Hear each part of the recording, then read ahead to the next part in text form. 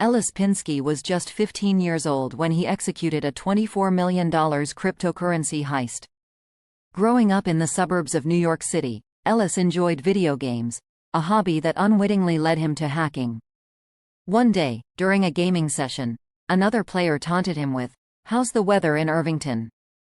Shocked by the knowledge of his location, Ellis discovered a free program called Wireshark, which could track incoming network connections and identify their IP addresses. This revelation marked the beginning of his hacking journey. By the age of 12 or 13, Ellis had realized the power he could wield.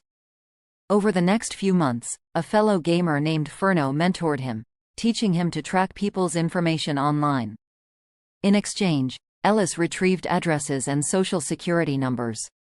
Furno introduced Ellis to a form of social engineering called ISP doxing, which involved impersonating IT support to extract confidential information linked to an IP address. As Ellis' skills grew, he began exploiting them for financial gain. Furno introduced him to the OGUSER's forum, where hackers traded techniques for stealing coveted social media handles. These handles could be sold for thousands of dollars, and Ellis quickly mastered the art of stealing usernames in minutes. Despite his double life, his classmates at Irvington High only saw him as a smart kid who could recover forgotten passwords. Ellis taught himself programming, focusing on techniques like SQL injections, which exploit vulnerabilities in website input fields to retrieve unauthorized data. His hacking skills reached new heights when he learned about SIM swapping, a technique involving convincing wireless carrier employees to switch a target's SIM card to one controlled by the hacker. This allowed hackers to intercept two-factor authentication codes sent to the target's phone. Ellis combed through social media to find carrier employees willing to participate in SIM swaps, bribing them with Bitcoin. Eventually, he had contacts at every major carrier. By combining SQL injections and SIM swapping, Ellis became unstoppable. He would obtain a target's email address and phone number, use SIM swapping to intercept authentication codes, and reset email passwords to gain access to their accounts. In 2018, a member of the OGUSER's community, known as Harry, asked Ellis to hack an AT&T phone belonging to Michael Turpin, a prominent figure in the cryptocurrency world. Turpin's PR firm had helped launch several notable projects, and he preferred being paid in crypto. On January 7, 2018, Ellis contacted his rogue AT&T employee to port Turpin's SIM card to a phone controlled by an acquaintance, ensuring the hack couldn't be traced back to him. They reset Turpin's email password and searched his emails for digital wallet keys.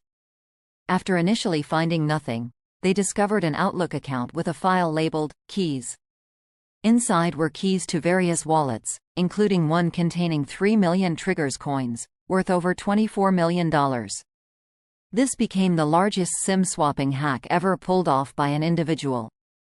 However, Ellis needed help laundering the coins due to transaction limits on crypto exchanges. He recruited acquaintances on Twitter, offering them a cut to exchange Triggers for Bitcoin. Unfortunately, one of his contacts, Nick Truglia, stole $1 million worth of crypto. Despite this setback, Ellis ended up with 562 bitcoins, worth around $10 million at the time. He splurged on a $50,000 Patek Philippe watch, took out $100,000 in cash, and enjoyed a luxurious lifestyle, all while maintaining his normal life as a high school student. Ellis' accomplice, Nick Truglia, eventually led law enforcement to Ellis. Truglia had boasted about his theft publicly and was arrested for another SIM swapping heist.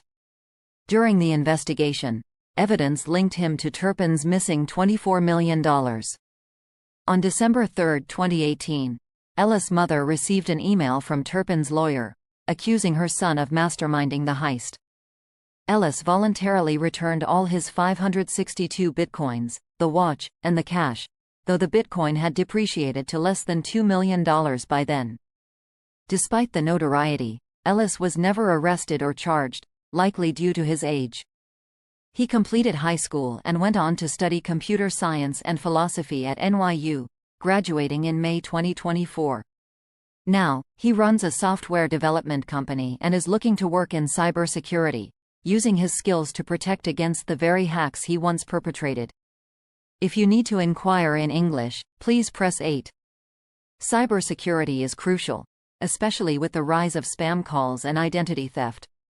I recently received an email from Ticketmaster stating my information had been potentially hacked. Personal data is often exploited by cybercriminals, but Aura offers a solution. Aura alerts you when your data has been leaked and removes your information from data brokers. It also provides credit monitoring, identity theft insurance, a password manager, antivirus protection, and a VPN. You can try Aura for free to ensure your information doesn't end up on the dark web.